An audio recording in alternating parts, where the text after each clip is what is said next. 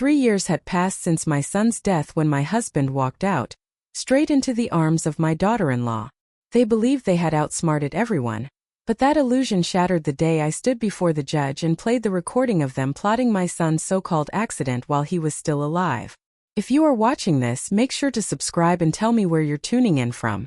Now let me take you back and explain how a 64-year-old woman from Ohio became the one sitting in a courtroom, holding evidence that would destroy 2 people she once loved. It all began with grief, the sort that consumes reason and turns ordinary habits into desperate rituals. I had spent countless days rearranging my late son's bedroom, folding and refolding his shirts, dusting his trophies, pretending it made me feel closer to him. Daniel had been gone for 3 years, yet I still couldn't bear to box up his things. That's what I was doing on a quiet March afternoon when I heard the faint sound of laughter echoing from downstairs. My husband, Thomas, laughed, a deep, familiar sound that now felt foreign, and then came Rachel's soft, breathy giggle. Rachel, my daughter-in-law, had been visiting more often lately. She always brought little Lily, my granddaughter, and always had a reason. A leaky faucet, a recipe question, a broken toy. I had assumed she was lonely, still mourning her husband. How naive I had been. Then her voice floated upward, clearer this time, coming from the kitchen directly below Daniel's room. She's getting suspicious. I froze, my hand gripping one of Daniel's old baseball trophies, halfway between the box and the shelf. Suspicious about what? I held my breath. Thomas's voice followed, calm and assured. Eleanor doesn't suspect a thing. She's too lost in her grief to notice what's right in front of her. My fingers trembled so hard I had to set the trophy down, terrified of making even the slightest sound. Something in my gut told me this conversation mattered, that I needed to hear every word. It's been over a year since we started this, Rachel murmured. When are we going to tell her? Tell me what? My heart pounded so violently I thought they'd hear it through the floorboards. Soon, baby, Thomas replied. But we need to be careful. Eleanor has money, and I'll need my share once we divorce. The word divorce slammed into me like a physical blow. Divorce for her? For my dead son's wife? I gripped the edge of Daniel's desk for balance. Before I could even process that betrayal, Rachel said something that froze the blood in my veins. I just wish we didn't have to wait so long after. After what happened to Daniel. There was a heavy pause. When Thomas finally spoke, his voice was lower, cautious. We agreed to wait 3 years. It's only been 3 years exactly. Any sooner and people would have been suspicious. That word again, suspicious. Why would their relationship look suspicious? Daniel's death had been ruled an accident. What did any of this have to do with? Then came Rachel's reply. I still can't believe it worked. When you mentioned the brake lines, I thought you were insane. The room tilted. My knees buckled and I clutched Daniel's desk chair for support. Brake lines? They were talking about brake lines. It was the perfect plan, Thomas said, his tone filled with grim satisfaction. Everyone knows Daniel loved working on that old Mustang. One small cut in just the right place and... I slapped a hand over my mouth to keep from screaming. They were talking about my son's death, how they had planned it. Sometimes I wonder if he knew, Rachel whispered dreamily. In those last few seconds before the crash, do you think he realized? Does it matter? Thomas's reply was sharp, emotionless. He's gone. Lily thinks her dad died in an accident, and now we can finally be together. Everything turned out exactly like we wanted. I must have made some sound because their conversation stopped abruptly. Footsteps crossed the kitchen floor, and then the back door creaked open and slammed shut. Rachel was leaving, probably with Lily. I sat down in Daniel's desk chair, my body numb, my thoughts spinning. Around me, the walls were lined with his high school achievements, photographs, medals, the framed certificate from his first mechanics competition. My son, who had loved that Mustang more than anything, who spent his weekends in the garage chatting with Thomas about carburetors and engine compression. Thomas, who had known precisely which brake line to cut. Rachel, who had shared his bed while married to Daniel. They had killed him together, and waited 3 long years to claim their new life. Meanwhile, I had mourned under the same roof as his murderer. But their arrogance would become their undoing. Because what they didn't realize was that I had been recording everything in the house since the break-ins last summer. After a string of burglaries in the neighborhood, I'd installed a full security system, cameras and audio sensors in every room, triggered by motion and sound. The technician had explained it was for insurance protection, that it would capture everything. Thomas had grumbled about the cost, but he traveled often, so I insisted. I told him it was for my peace of mind. If only I had known what kind of peace it would eventually bring. Sitting there in Daniel's room, I understood what this meant. Every conversation between Thomas and Rachel for the past 8 months was saved. Every word, every whisper. My hands shook as I hurried downstairs to the control panel in the hallway closet. The company had shown me how to access recordings, though I had never needed to. It took 3 failed tries before I remembered the password. Daniel's birthday. The list of files appeared, neatly organized by date and room. I scrolled to March 15th, just 20 minutes earlier. Kitchen audio file, 3:47 p.m. I pressed play with trembling fingers. Their voices filled the closet, crisp and unmistakable. Every admission, every detail about the break lines, about waiting 3 years, about Daniel's final moments, it was all there. I listened to it twice, tears streaming down my cheeks. But I couldn't stop. If they had been scheming for over a year, there had to be more evidence. I scrolled back further and found their first recorded conversation on August 3, 2024. Only 2 months after Thomas had started working late. Rachel's voice was quick, breathless, anxious. "He's getting suspicious, Thomas. Yesterday he asked why I keep coming over when you're not home." "Daniel isn't stupid," Thomas had replied evenly. "But he loves you." That made him blind to everything he didn't want to see. I spent hours fast-forwarding through dozens of recordings, whispers of secret meetings, stolen moments, and discussions about Daniel's life insurance policy worth $500,000. But then, on January 18, 2025, I found the conversation that made my blood run cold. Rachel's voice trembled. "We can't keep this up forever. What if he finds out? What if he divorces me? I'll lose everything." Thomas's reply was calm, almost calculated. "He won't divorce you, Rachel. Daniel's not the type. He'd try to fix things, go to counseling, fight for the marriage." He paused before adding, his tone darkening. "Unless..." Rachel's breath caught. "Unless what?" Thomas's voice dropped to a near whisper. "Unless he wasn't around to fight for it." The silence that followed was so long I thought the recording had ended. Then Rachel whispered, terrified, "Are you saying what I think you're saying?" Thomas's answer chilled me to the bone. "I'm saying accidents happen. Especially to people who spend too much time working under cars. My son. They were plotting to kill my son, and they discussed it like they were planning dinner. I sat in that closet for 2 solid hours listening, documenting, labeling every piece of audio that proved what they had done. Each file I saved told the story of a year-long affair that had twisted into murder when they realized Daniel was starting to get suspicious. But the betrayal wasn't even the worst part. What tore through me was how little they cared, how casual, how amused they sounded. In one February recording, Rachel actually laughed while describing how she had cried at Daniel's funeral. "I should win an Academy Award," she joked. Thomas chuckled in response. "You were perfect. Even Eleanor hugged you and said how glad she was that Daniel had found someone who truly loved him." I remembered that day at the cemetery. My arms wrapped around Rachel as she sobbed, my heart aching for her pain. I told her she was like the daughter I never had. The memory made me sick. By 6 o'clock, I had compiled over 3 hours of recordings, everything from August 2024 to that very afternoon. It was enough to prove premeditated murder and conspiracy, enough to end their lives as they knew them. But I didn't go to the police. Not yet. I wanted them to know that I knew. I wanted to see their faces when they realized that their perfect plan was about to become their downfall. I wanted them to feel the same fear my son must have felt in those final seconds before the crash, and the same agony I'd lived with every day since. And I knew exactly how to make that happen. I hadn't spent 40 years married to an insurance investigator without learning a few things about patience and evidence. So for the next 2 weeks I became an actress. My performance could have earned me a Broadway standing ovation. I kept every part of my daily life unchanged. Coffee in the morning, gardening in the afternoon, evening news with Thomas by my side.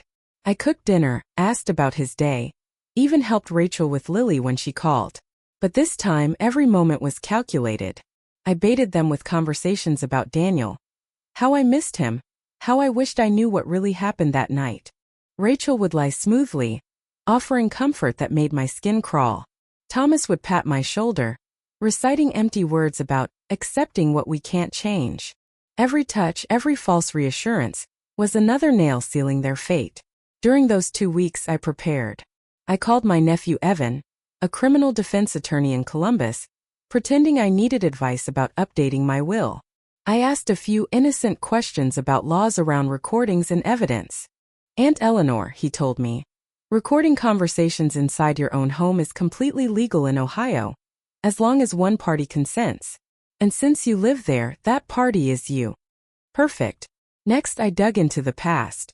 I retrieved the original police report from Daniel's accident.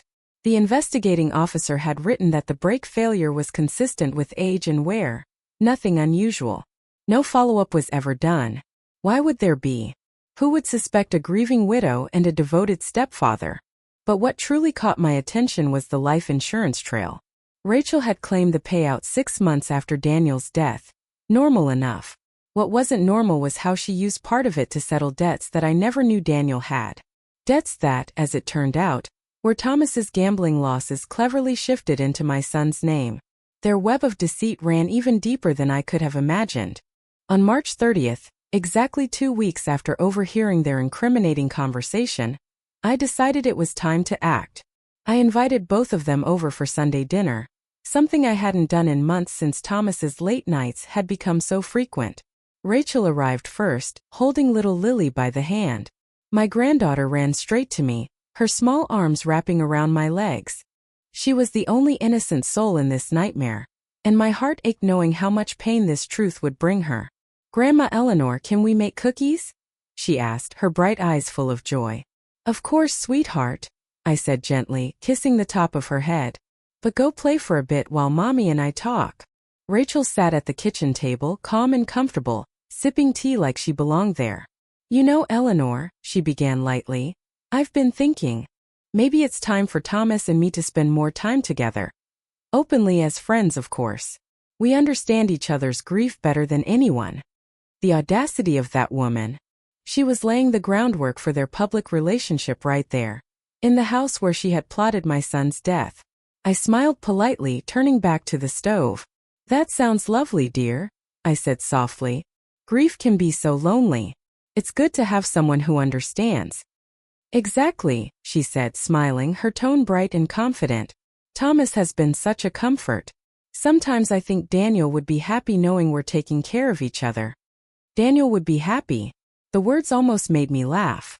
My son, the man they murdered, would be happy to see his wife in the arms of his stepfather. I turned away so she wouldn't see the fury in my eyes. Thomas arrived moments later, greeting me with a kiss on the cheek as if nothing had changed. He asked about my week, played with Lily, smiled easily, the perfect picture of a grieving husband and loving grandfather. We sat down to a classic Sunday dinner. Pot roast, mashed potatoes, roasted carrots. Lily chattered about school and her friend's birthday. Rachel spoke about her real estate work. Thomas discussed a case he was handling. To anyone else, it would have looked like a peaceful family evening. But I sat there across the table from 2 people who had murdered my son, and thought they'd gotten away with it. When dinner ended and Lily went off to watch cartoons, I brought out dessert, Daniel's favorite chocolate cake.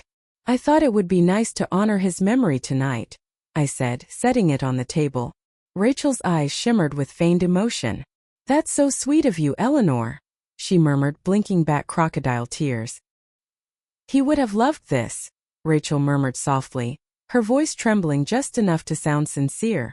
"Yes," I replied, tasting the sweetness of the chocolate cake that suddenly felt like ash on my tongue. "I think he would have. Just as he would have loved knowing the truth about what really happened to him." The change in the room was immediate but subtle, like the moment before a storm when the air becomes too still. Thomas's fork froze halfway to his mouth. Rachel's smile faltered, her cheeks tightening as if she sensed danger but couldn't yet name it. "What do you mean?" Thomas asked, his tone carefully neutral, each word weighed before leaving his lips. I didn't answer. Instead, I walked to the counter where I had placed a small digital recorder. My movements were deliberate, steady. I pressed play. Their voices filled the kitchen, crystal clear, undeniable. When you suggested the break lines, I thought you were crazy. It was the perfect plan. One little cut in just the right place, and Rachel's skin drained of color until she looked as pale as fresh snow. Thomas's expression shifted instantly, his warmth replaced by something cold and calculating. "Turn it off," he said quietly, his tone almost a warning. I let it continue for 30 more seconds, long enough for their conversation to reach the part about Daniel's final moments. Then I pressed stop. 23 recordings, I said evenly, returning to my seat. Spanning almost 8 months. Every detail of your affair, your planning, your execution of my son's murder. The silence that followed was sharp, electric, like a live wire hanging in the air. Rachel's eyes glistened as her throat worked in tight, jerky swallows. Thomas's jaw tightened, his gaze flicking between me and the recorder, as if calculating the distance, the risk. "Eleanor," he said slowly, adopting that patient, coaxing tone I knew too well, the voice he used when trying to talk his way out of things. "I think you've misunderstood what you heard." I almost laughed. Even now, caught and cornered, he was still trying to manipulate me. "Have I?" I asked, holding the recorder like it was the most precious thing I'd ever owned. So when Rachel said, "When you suggested the break lines, I thought you were crazy," she was talking about what exactly? Rachel's lips trembled. "Eleanor, please just listen." "Oh, I've been listening, dear," I said, my tone deceptively calm. "For 8 months, apparently. Did you know that while you were down here planning my son's death, I was upstairs sorting through his things, trying to decide which memories I could live with and which ones I had to pack away because my grief was suffocating me?" The blood drained even further from Rachel's face. "You want to know the really sick part?" I continued, my voice steady, almost detached. "I actually felt sorry for you. I thought you were struggling to raise Lily alone. I babysat for you. I helped you with your car payments. I brought you casseroles when you said you were too tired to cook." "Eleanor," Thomas began, but I cut him off sharply. "I'm not finished." The edge in my voice froze him mid-sentence. "I held you at my son's funeral, Rachel. I told you that you were like the daughter I never had.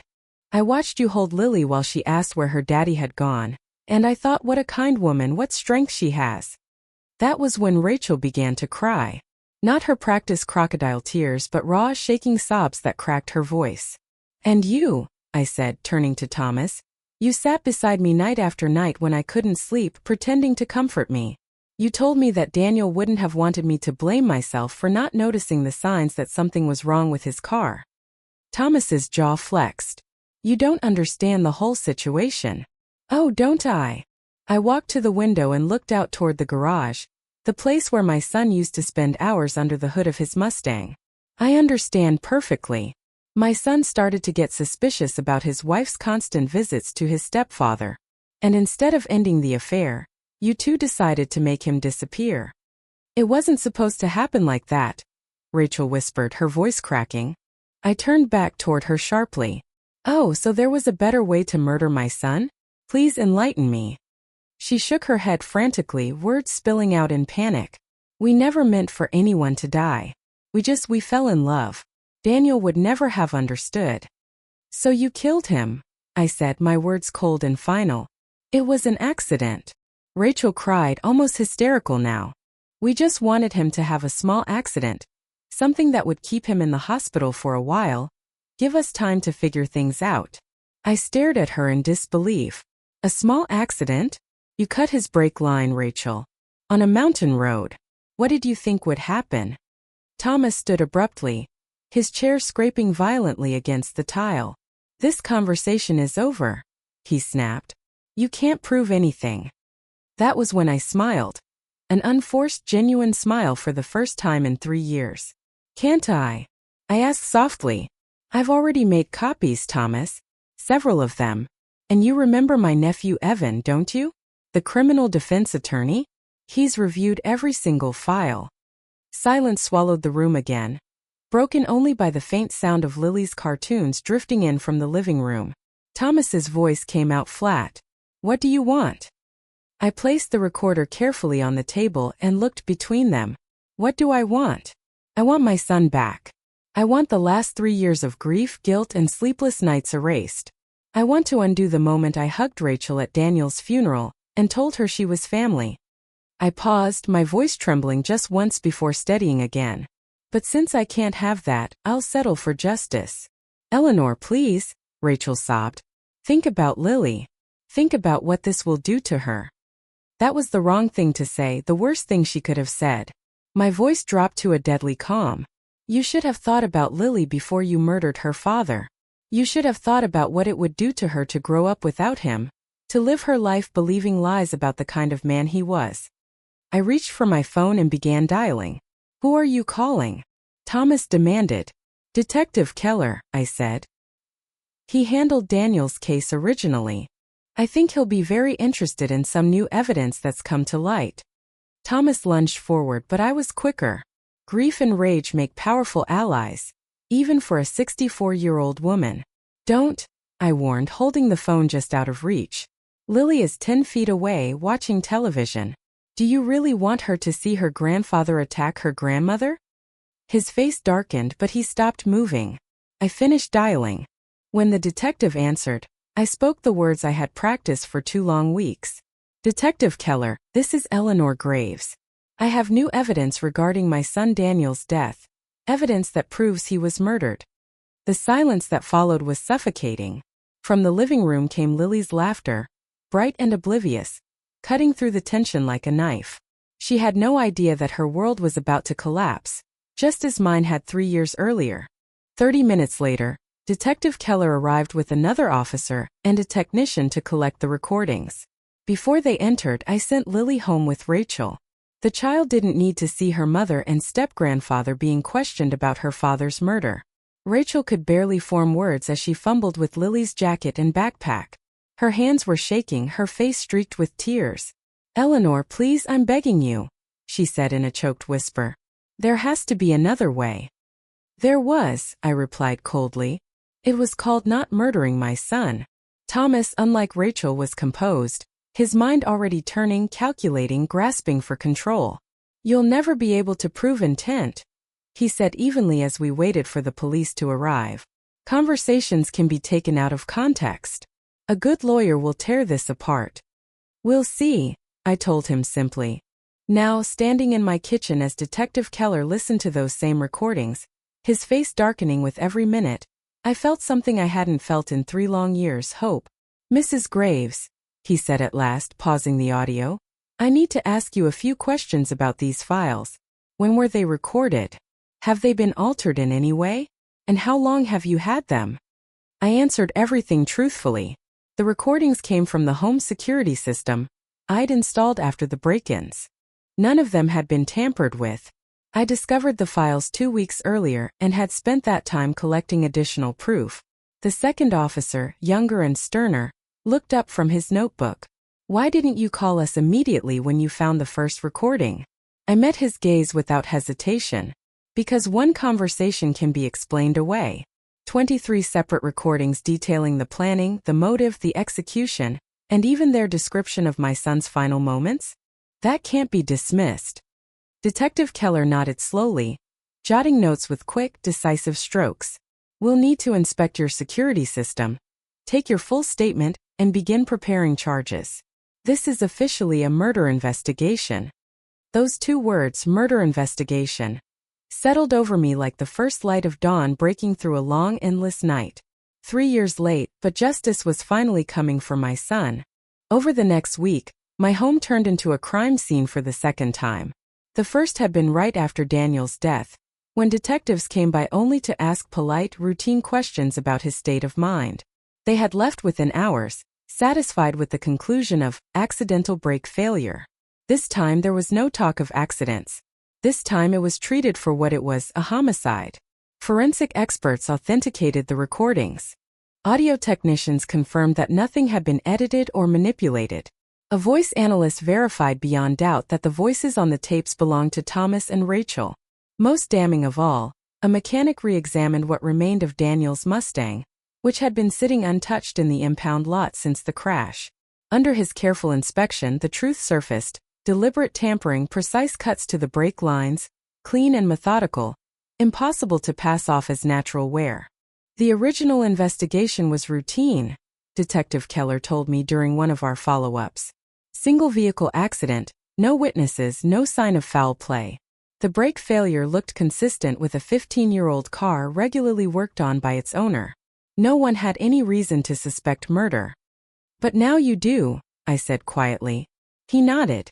Now we have enough to prosecute for first-degree murder and conspiracy.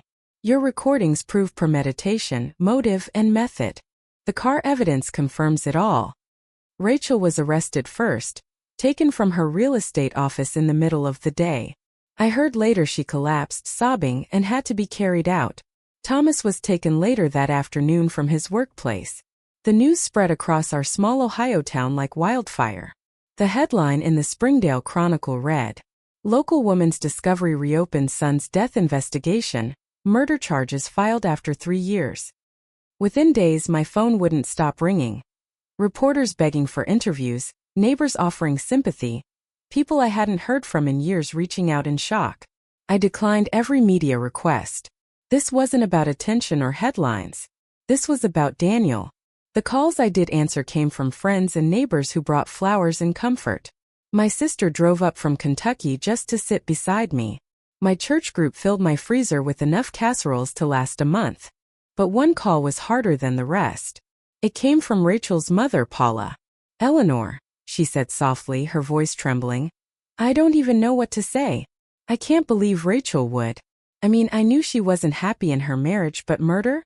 I never thought." "Neither did I said honestly. "If I'd had even the slightest suspicion, I would have warned Daniel." "What's going to happen to Lily?" Paula asked, breaking into quiet sobs. That question had haunted me every night since the arrests. Lily was 5 years old. Her father was dead, murdered by her mother and step-grandfather. Her mother was now facing life in prison. And I, the grandmother who loved her, was the one who had delivered the evidence that would seal that fate. "I don't know," I admitted. "But I know Daniel would want her protected, loved, and safe. That's what matters most." Paula hesitated. "Rachel's going to say you're doing this for revenge, that you never really liked her, that this is your way of punishing her." I was quiet for a long moment. "Maybe there's some revenge in it," I said finally. "I won't pretend I don't want them to pay for what they did. But more than that, I just want the truth to come out. Daniel deserves that much." 3 weeks after the arrests, I was sitting in that same kitchen, the same room where I'd overheard their voices plotting my son's death, when my lawyer called. "Eleanor," he said, "there's been a development. Rachel's attorney wants to meet. She's considering a plea deal." "What kind of deal?" I asked cautiously. "She's agreed to testify against Thomas in exchange for a reduced sentence. She'll admit her role but claim he manipulated her, that the murder was his idea, and she was coerced into going along with it." I wasn't surprised. Rachel had always been an expert at playing the victim. "What does that mean for the case?" "It means we're almost guaranteed convictions for both of them," he said. "But the question is, are you comfortable with Rachel possibly serving 25 years instead of life without parole?" I looked around my kitchen as he spoke. The table where Daniel once did his homework. The counter where he flipped pancakes for Lily on Saturday mornings. The window that overlooked the garage where he'd spent hours working on that old Mustang. The same car they had turned into a weapon. 25 years. Rachel would be 53 when she walked free. 53, and my son would still be gone forever. She would still have a life after prison. Daniel would remain gone, but at least Lily might one day have the chance to know her mother again, to look her in the eye as an adult and decide for herself what forgiveness meant. And maybe, just maybe, that little girl deserved that chance. "Tell them I'll consider it," I said quietly. "But I want to hear exactly what she's willing to admit first. Because, as I'd come to realize, some justice was better than none. And for the first time, I understood that this case wasn't just about punishing Thomas and Rachel. It was about ensuring that Lily grew up knowing the truth, about her father's goodness, about his love, and about the fact that someone had fought for him, even if it took 3 years to do it." The plea hearing took place at the district attorney's office on a gray October morning. Exactly 3 years to the day since Daniel's death. I wasn't sure whether the timing was intentional or fate's own grim sense of symmetry. Rachel entered the room in an orange prison jumpsuit and handcuffs. The sight of her was jarring. The once polished real estate agent who had charmed everyone she met was gone. Prison had hollowed her out. Her hair hung limp, her face pale and lined. When she saw me sitting there, she broke down instantly. "Eleanor, I'm so sorry," she cried. "I know you'll never forgive me, but I need you to know how sorry I am." I didn't respond. I wasn't there to grant forgiveness. I was there to listen. Her attorney, a sharp-eyed woman in her 40s, laid out the paperwork. "Mrs. Graves," she said formally, "my client is prepared to make a full confession in exchange for a 25-year sentence with the possibility of parole. She will testify against Mr. Graves and provide full details about the planning and execution of the crime." The district attorney, Samuel Reed, gave a brief nod before turning to Rachel. "Rachel, I need you to tell Mrs. Graves in your own words what you're admitting to." Rachel's eyes were red-rimmed, her voice unsteady. "I had an affair with Thomas beginning in July of 2024. Daniel started getting suspicious. He kept asking why I was at your house so often, why I was so protective of my phone. Thomas and I talked about ending it, but—" She hesitated, choking on the next words. "We were in love." That word love made my stomach turn. She had used it to describe the very thing that had destroyed my son. "Go on," Reed prompted. "In January," Rachel continued, "Thomas suggested that if Daniel wasn't around, we could finally be together. At first I thought he was joking, but then he started researching. He looked into Daniel's routines, his car maintenance schedule. He knew Daniel always worked on the Mustang alone in the garage." "What specifically did Thomas propose?" the DA asked. Rachel closed her eyes. "He said brake lines were easy to reach and easy to cut. He said that if we did it right before Daniel drove to his poker game in Canton, the winding mountain road would make it look like a tragic accident." I gripped the arms of my chair until my knuckles turned white. They had planned everything, down to the very road where my son would take his last breath. "Did you agree to this plan?" Reed asked. "I didn't want to," Rachel whispered. "But Thomas said Daniel would never give me a divorce, that he'd fight for custody of Lily, that I'd lose everything. He made it sound like this was the only way." "But you did agree?" "Yes," she said faintly. "What was your role in the murder?" Rachel began to sob.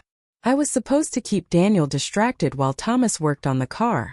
The night before his poker game, I started an argument about money, accused him of wasting too much on repairs. While I kept him busy in the house, Thomas went out to the garage." "You knew he was sabotaging the car at that moment?" "Yes." I closed my eyes, and for a moment I was back in that night again. Daniel had called me, frustrated and confused. "Mom, she's being so unreasonable. I don't understand what's happening." I had told him to be patient, that couples fought sometimes, that it would pass. I had told my son to forgive the woman who was planning his death. Afterward, Rachel continued through her tears, Thomas coached me on how to act, how to grieve, what to say to the police, to you, to Lily. "You rehearsed your grief?" Reed asked quietly. "Thomas said I had to be convincing," she said miserably. "He made me practice crying. Made me rehearse how to talk about Daniel in the past tense." She looked up, her voice cracking. "He made me practice being a widow." The room went silent. I could hear nothing but the sound of my own heartbeat thundering in my ears. "There's something else," Rachel's attorney said carefully. "Something that wasn't captured in the recordings." I looked up sharply. "Tell her," the lawyer prompted. Rachel raised her head, and for the first time since walking in, she looked me directly in the eyes. "Thomas wanted to wait longer before going public. But I was tired of hiding. That day you overheard us when I said you were getting suspicious. I had just told Thomas that if we didn't make our relationship official soon, I'd tell you everything myself." "You were going to confess?" I asked. "I was going to tell you that Thomas and I had fallen in love after Daniel's death," she said, her voice shaking. "I was going to make it sound like it happened after the funeral, that we'd found comfort in each other. But Thomas said it was too soon, that you'd start asking questions. He wanted to wait 3 full years, then divorce you, marry me, and make it all look natural." I stared at her in disbelief. "So the conversation I overheard that day, Thomas was trying to stop you from confessing?" Rachel nodded weakly. He brought up the break lines to remind me why we had to wait, to remind me what we'd done. The irony hit me like a punch. If she had only waited, if she had not pressed Thomas to move faster, I might never have learned the truth. Daniel would still be gone, but they would have gotten away with it. Mrs. Graves, Reed said gently, do you have any questions for Rachel before we move forward? 1,000 questions crowded my mind. How could she look at Lily every day knowing what she'd done? Did she ever think about Daniel's last terrified moments? How could she have stood at his graveside, shedding false tears, planning a future with his killer? But only one question made it out. Do you think 25 years is enough? I asked. Rachel's face crumpled. Nothing will ever be enough, she said through sobs. I know what I did. I destroyed Lily's life. Your life. My own. I killed a man who loved and trusted me. 25 years, 50 years. None of it will bring Daniel back. She was right. Nothing ever could. But Lily would be 30 when her mother walked out of prison. 30, old enough to decide for herself whether she wanted to forgive. And maybe by then, Rachel would be a woman capable of earning that forgiveness. I'll accept the plea, I said quietly. Relief flickered across Rachel's face the moment I accepted the plea, followed almost instantly by guilt for feeling it. Thank you, she whispered through tears. I stood to leave but paused at the door, turning back one last time. Rachel, Lily's going to grow up knowing what you did. One day she'll start asking questions, and when that day comes I hope you'll be ready to tell her the truth, all of it. She deserves to know who her father really was and who you really were. I will, Rachel promised faintly. I'll tell her everything.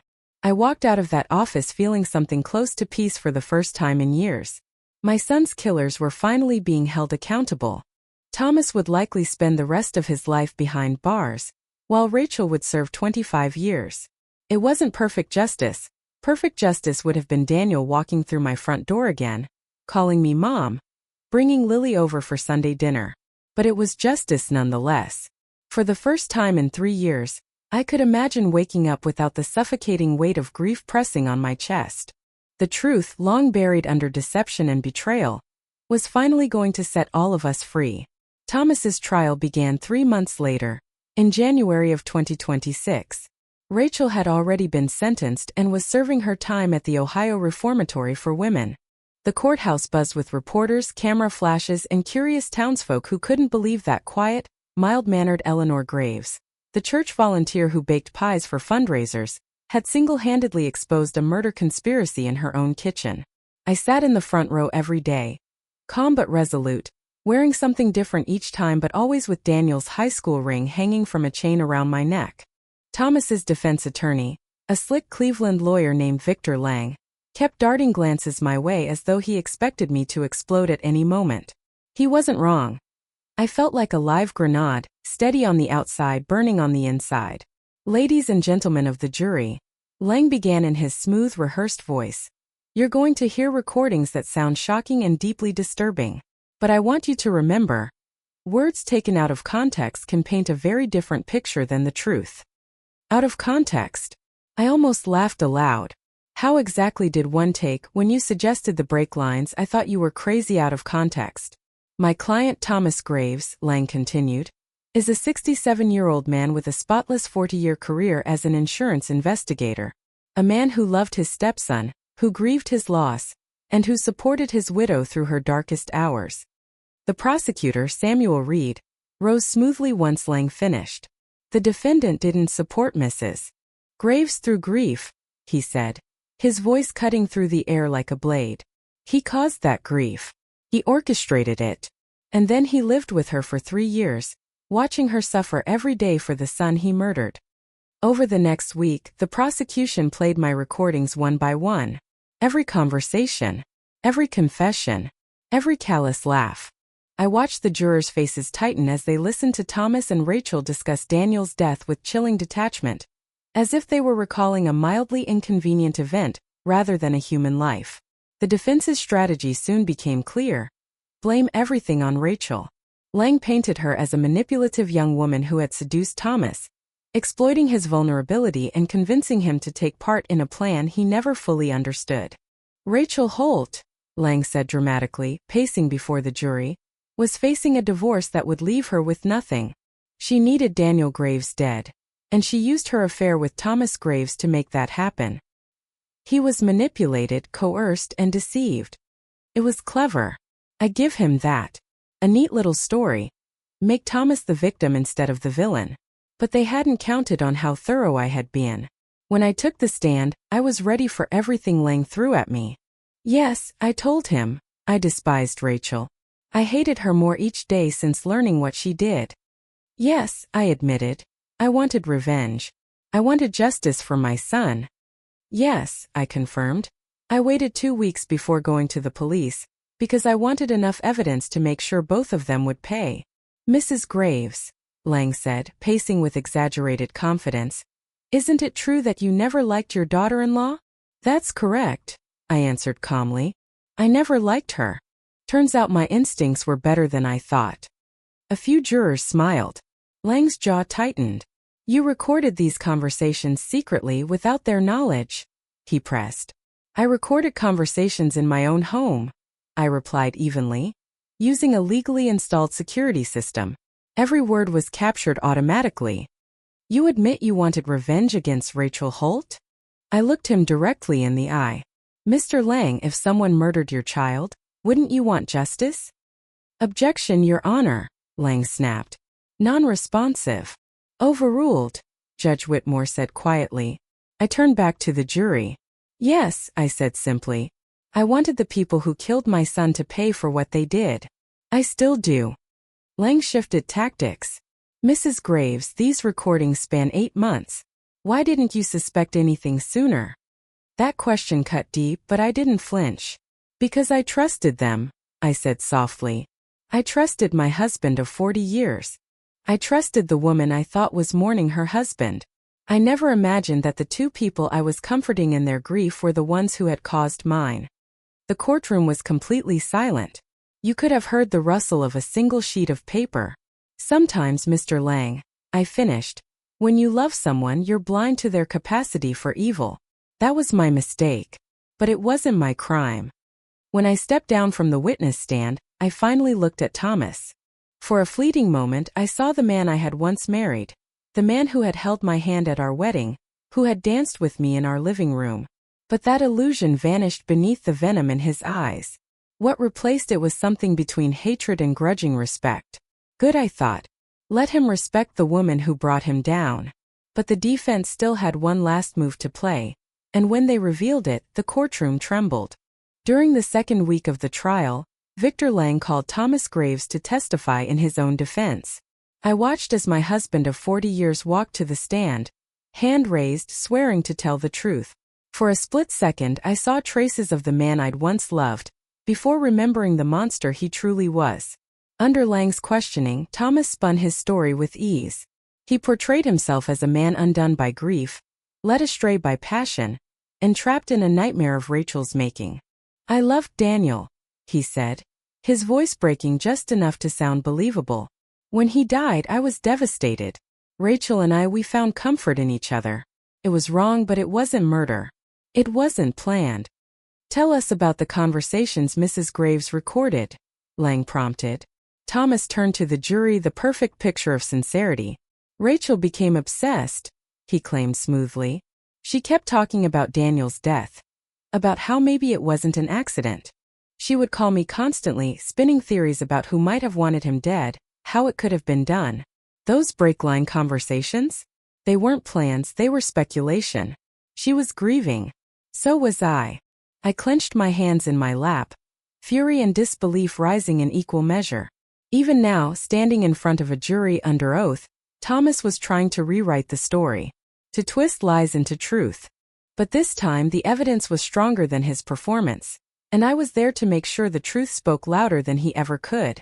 Thomas's voice oozed calm confidence as he spun his version of the truth.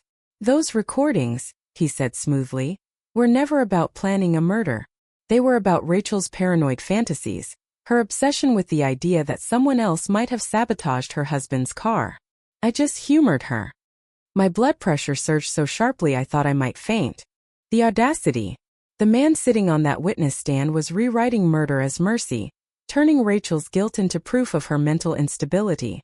So, Lang prompted smoothly, "You're saying Rachel Holt was delusional?" "I'm saying," Thomas replied, "that she was a grieving widow who couldn't accept that her husband's death was just a tragic accident. And in my efforts to comfort her, I may have played along with her theories." It was disgusting and masterful. He was crafting the illusion of a kind, patient man indulging a distraught woman's fantasies, not a cold-blooded killer conspiring with his lover. But Samuel Reed was ready for him. When the prosecutor stood, the temperature in the courtroom seemed to drop 10 degrees. "Mr. Graves," Reed began evenly, "in one of these fantasies, you said, it was the perfect plan. One little cut in just the right place.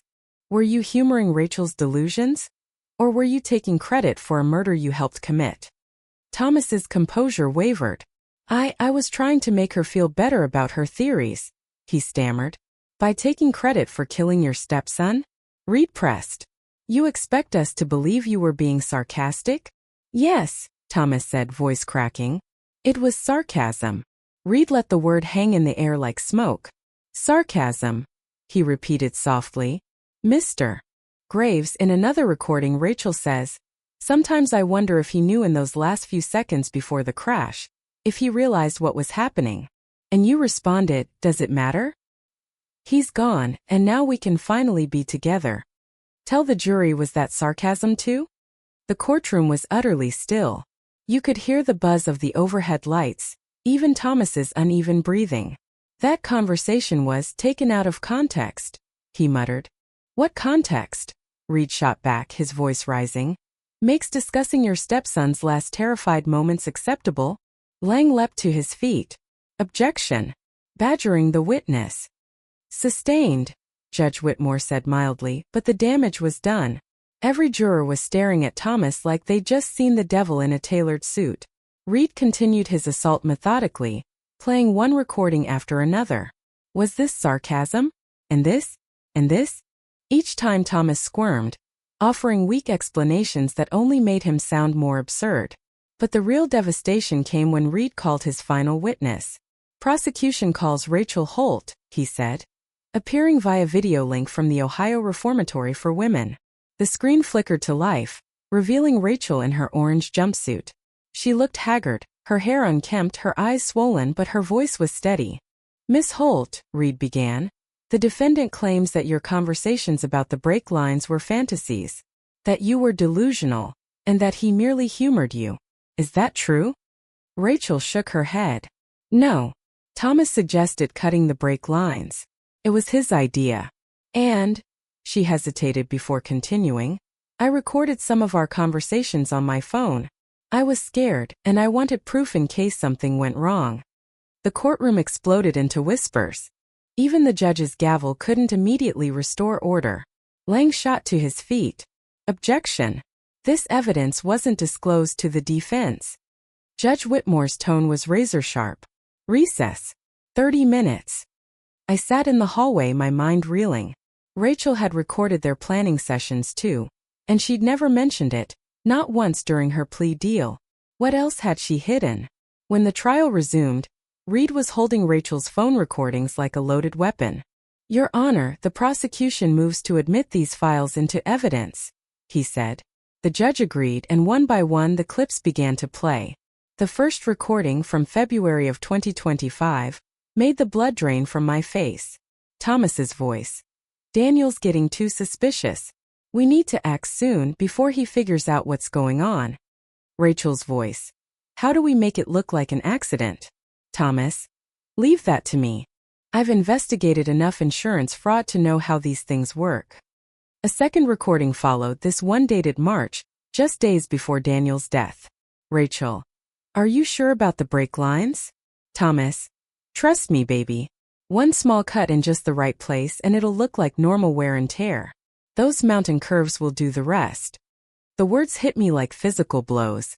I closed my eyes, but the images came anyway. Daniel laughing in his garage, hands covered in grease, never realizing that the man beside him was turning his pride and joy into his coffin. When the final recording ended, the courtroom was silent except for the sound of someone crying. It took me a moment to realize that the sound was mine. Thomas sat rigid, his face ashen, his jaw clenched. His brilliant defense, the careful narrative he'd built, had collapsed completely. But Reed wasn't done. "Miss Holt," the prosecutor said, "why didn't you disclose these recordings earlier during your plea negotiations?" Rachel looked directly into the camera, her voice shaking but clear. "Because Eleanor Graves deserved to be the one to bring him down. She lost her son. She deserved to be the hero of this story, not me. I only came forward when I saw Thomas trying to blame everything on me. Even after everything she'd done, even after all the pain she'd caused, I felt something unexpected. A strange, hollow gratitude. Rachel Holt, murderer or not, had just buried Thomas Graves' defense for good. The trial was effectively over after that. But fate wasn't done with me yet. Reed called his final witness, Detective Keller, the man who had investigated Daniel's original accident. I expected a recap of the evidence we already knew. Instead, Lang's cross-examination revealed something no one in that courtroom was prepared for. "Detective," Lang began, his voice almost casual, "during your original investigation, did anyone express concern that Daniel Graves' death might not have been accidental?" Keller hesitated. "There was one person," he said finally. My heart began to pound. "One person. Could you elaborate?" Lang asked. "Daniel's employer, Aaron Sutton," Keller replied. "He called the department about a week after the accident.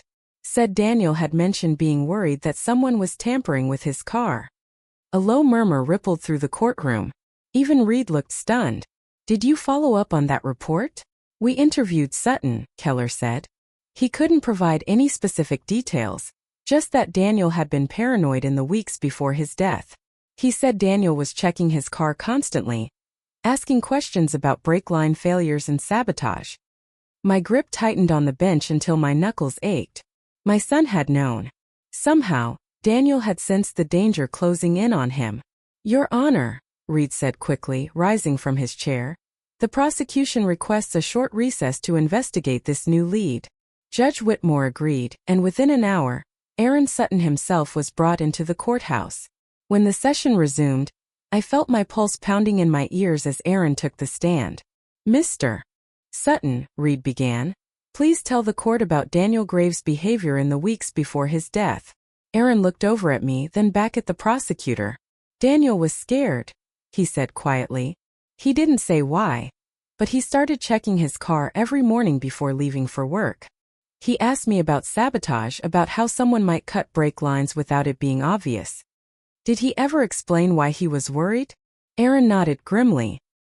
"He said someone with access to his garage had been asking him a lot of questions about his car maintenance, when he worked on it, what tools he used, what parts he replaced. Someone who knew exactly when and where to strike." The realization crashed over me like ice water. Daniel hadn't just been a victim. He'd known. Somewhere deep down, my son had felt the trap closing around him. And no one, not even me, had listened. Thomas hadn't merely known Daniel's habits. He had studied them. Every conversation about car maintenance, every question about brake systems, every casual inquiry had been preparation for murder. "Did Daniel ever say he suspected anyone in particular?" Reed asked. Aaron hesitated, his gaze flicking toward Thomas before returning to the jury. "He never said a name, but he told me he was worried about his stepfather. Said Thomas had been asking strange questions about the Mustang's brake system." Thomas's complexion turned ghostly pale. Even his own behavior had raised Daniel's suspicions. "What kind of questions?" "Technical ones," Aaron explained. "He asked about brake fluid pressure, line placement, how often Daniel checked for leaks. Daniel thought it was just curiosity at first. But when Thomas kept bringing it up, he started to think something wasn't right." Reed leaned forward. "When was the last time you spoke with Daniel about this?" "The day before he died," Aaron said quietly. "He called that afternoon. Told me he was planning to take the car to a mechanic to get everything inspected professionally. Said he'd do it the day after his poker game." A collective silence fell over the courtroom. The irony was crushing. Daniel had been hours away from discovering the sabotage that would kill him. If he had taken that car and even one day earlier, he might still be alive. "Did Daniel mention any other concerns?" Reed asked. Yes, Aaron said grimly. He said Rachel had been acting strange. Spending a lot of time at your house, Mrs. Graves. Being secretive about her phone calls. He wondered if she was having an affair. I shut my eyes. The pieces fit together with horrifying precision. The inquisitive stepfather, the evasive wife, the uneasy husband. Daniel had been so close to uncovering the truth. Mr. Sutton, Reed said. In your opinion, was Daniel Graves paranoid, or was he genuinely in danger? Aaron looked straight at Thomas. He was in danger, he said flatly. And I think he knew it. When Aaron stepped down, Reed announced that the prosecution was resting. The defense was in ruins. The jury had heard overwhelming evidence. The recordings, the forensic proof, the victim's own unease, all painting a picture of cold, premeditated murder. During closing arguments, Reed stood before the jury with the quiet conviction of a man who didn't need to raise his voice to make a point. Thomas Graves wasn't a man consumed by passion or led astray by grief, he said. He was methodical. He calculated his steps, studied his victim's routine, and cut the brakes that carried his stepson to his death. He believed he was too clever to ever be caught. Lang's rebuttal was desperate. Why, he argued, pacing in front of the jury box, would a guilty man draw attention to himself by asking questions about the very system he supposedly sabotaged? It makes no sense. Reed's response was simple, devastating. Because Thomas Graves believed himself untouchable. He thought his intelligence would protect him, that his experience as an investigator made him invisible. He didn't hide his curiosity because he wanted to be admired for his cleverness, even as he prepared to commit the perfect crime. The jury deliberated for less than 4 hours. When they returned, the foreman's voice was steady. Guilty on all counts. First-degree murder. Conspiracy to commit murder. Tampering with evidence. As the verdict was read, Thomas turned toward me for the first time in years. His eyes were cold, defeated, yet defiant to the end. I met his gaze without blinking. This was the man who had killed my son, lived beside me for 3 years, and then tried to blame everything on his lover. Now he would die behind bars. But just when I thought I finally knew everything, every motive, every betrayal, the story took one last staggering turn. 3 weeks before Thomas's sentencing, I received a phone call that changed everything I thought I understood. It was from Paula, Rachel's mother. Her voice trembled on the line. Eleanor, I need to see you. It's about Lily. She said something yesterday that I think you need to hear. We met at a small cafe on the edge of town. Paula arrived with Lily, who came running into my arms as though nothing in the world had changed. Despite everything that had happened, she still saw me as Grandma Eleanor, the woman who baked cookies, told bedtime stories, and brushed the tangles from her hair. After Lily settled at a nearby table with her coloring books, Paula leaned in, her hands trembling. Yesterday she was playing house with her dolls, she said. She made them act out a fight between the mommy and daddy dolls. And the mommy said something that chilled me. What did she say? I asked, my pulse already quickening. Paula swallowed hard. The mommy doll said, Daddy knows about the baby. We have to tell Grandpa Thomas before Daddy gets mad. For a moment I couldn't speak. What baby? That's exactly what I asked her, Paula said softly. And Lily told me, completely matter of fact, that mommy had a baby in her tummy. But it wasn't Daddy's baby. It was Grandpa Thomas's. The world tilted sideways. Rachel had been pregnant. Paula continued. Lily said Mommy went to the doctor for the baby, but then the baby went away. She said Mommy cried a lot after that, and that's when she started spending even more time with Thomas. My mind raced, lining up the timeline. The affair had started in July of 2024. Daniel's death was in October of 2025. If Rachel had conceived around Christmas of 2024, she could have lost the baby in early 2025, right before the recordings captured their first discussions about murder. Paula, when do you think this happened? I asked quietly. From what Lily remembers, Paula said, I think Rachel got pregnant around Christmas. The pregnancy ended in January or February.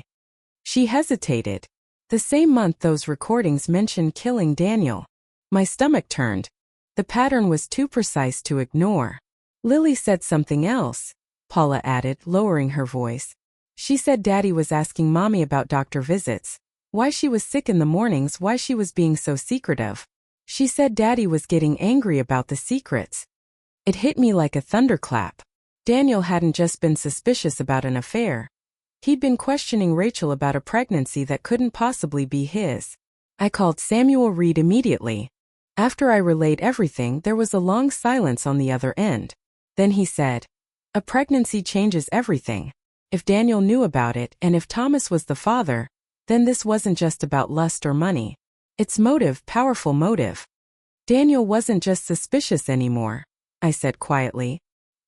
He was about to uncover that his wife was carrying his stepfather's child. Reed agreed. Exactly. That secret could have destroyed both of them. He petitioned the court to reopen the record before sentencing, and Judge Whitmore, visibly disturbed, granted the request. In the hearing that followed, Paula testified about Lily's statements. Then came a child psychologist, Dr. Rebecca Bishop, who had interviewed Lily privately.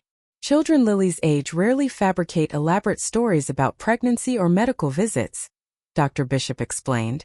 Her details were consistent, specific, and emotionally coherent. In my professional opinion, she's describing real events, things she overheard and witnessed in her home. Finally, Rachel was called again via video link from prison. The moment her face appeared on the screen, the air in the courtroom thickened. "Miss Holt," Reed said evenly, "were you pregnant during your affair with Thomas Graves?" Rachel's lips parted, but no sound came out. Tears streaked down her face as she nodded once, her voice barely audible when she finally spoke. "Yes," she whispered. "I was pregnant. And the baby was Thomas's." "Yes." Rachel's voice cracked. "Was Thomas Graves the father?" She nodded, unable to speak. "Miss Holt, please answer aloud for the record," Reed said gently.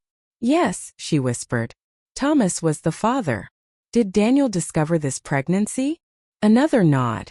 Tears streaked down her face. "Yes. He found the pregnancy test. He confronted me about the timing. Said the dates didn't match our intimacy. He knew the baby couldn't be his." "What happened to the pregnancy?" "I had a miscarriage," Rachel murmured. 12 weeks. But by then, Daniel was asking too many questions. He said he was going to demand a paternity test, that he was going to find out who the father was. The final piece of the puzzle snapped into place. Daniel hadn't just suspected an affair. He had proof, and he was ready to expose them both. "Miss Holt," Reed pressed quietly, "is that why you and Thomas decided Daniel had to die?" Rachel looked directly into the camera, her expression hollow. "We couldn't let him find out about Thomas being the father. Thomas said if Daniel knew, he'd destroy both of us. The murder wasn't about the affair. It was about hiding the pregnancy." The courtroom was utterly silent. You could hear nothing but my heart pounding in my chest. They hadn't just killed my son to be together. They had killed him to erase the evidence of their betrayal. Judge Whitmore called for a recess, but his voice barely registered. My thoughts were spinning. Daniel, realizing his wife was pregnant, knowing it wasn't his child, piecing together the awful truth. He hadn't died a naive man. He had died fighting to uncover the deception. And now I finally understood the full horror of what Thomas and Rachel had taken from me. They hadn't only murdered my son, they had murdered my unborn grandchild too. The sentencing hearing felt different after Rachel's revelation. The entire courtroom seemed to carry a heavier air. Even the judge's posture was taut with disgust. "This case," Judge Whitmore said, "represents one of the most depraved betrayals I have seen in 30 years on this bench." Thomas Graves was sentenced to life in prison without the possibility of parole. Before he was led away, the judge allowed victim impact statements.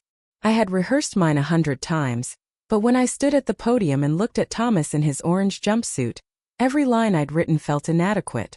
"Your Honor," I began softly. 3 years ago I lost my son in what I believed was a tragic accident.